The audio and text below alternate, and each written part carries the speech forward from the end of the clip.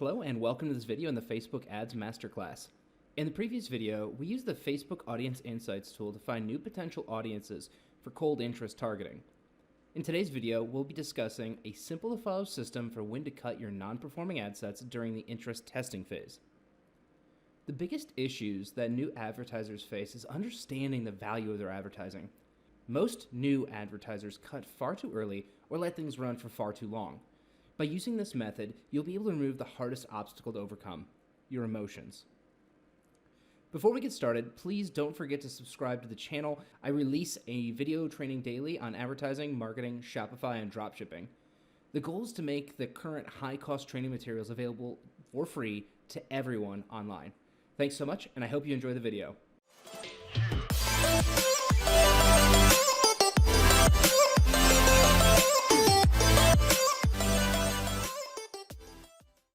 What we're going to do is break down our testing over 3 separate benchmarks at the ad set level.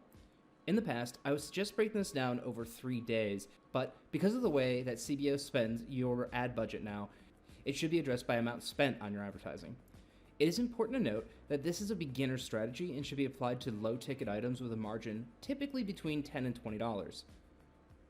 No one strategy will fit in all situations and for all products.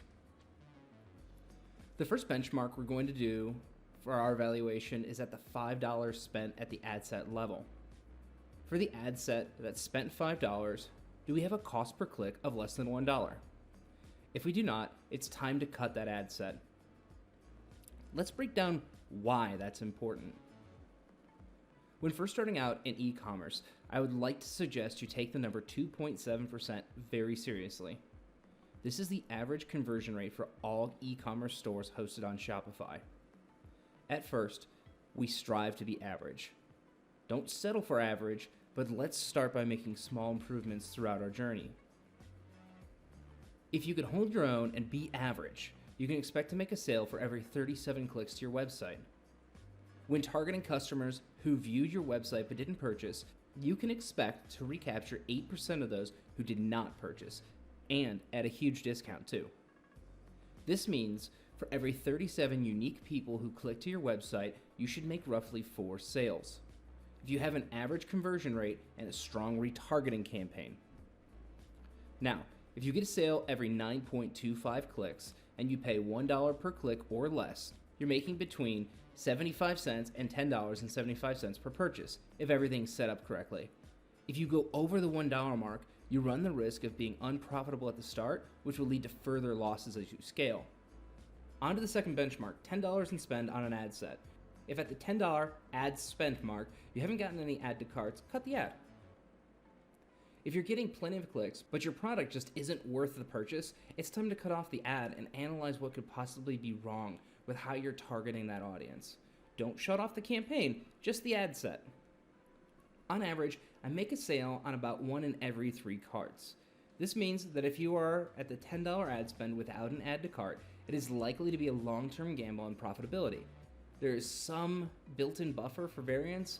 $10 is a good indicator whether you're going to get consistent carts to lead to consistent sales. The last benchmark, we need to calculate your break-even point for sale in your product.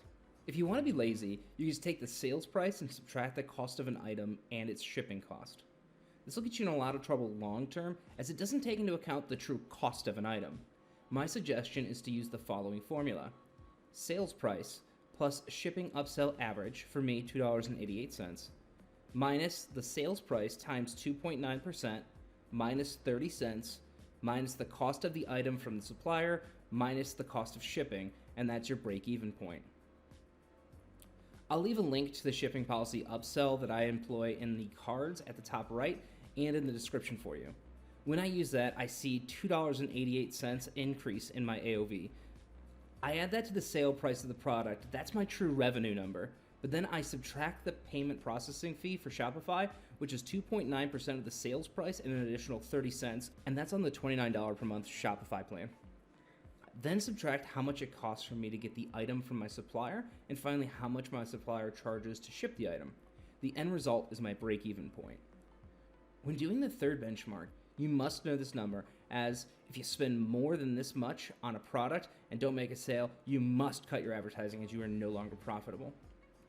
Every time you make a sale, start over until it's time to scale.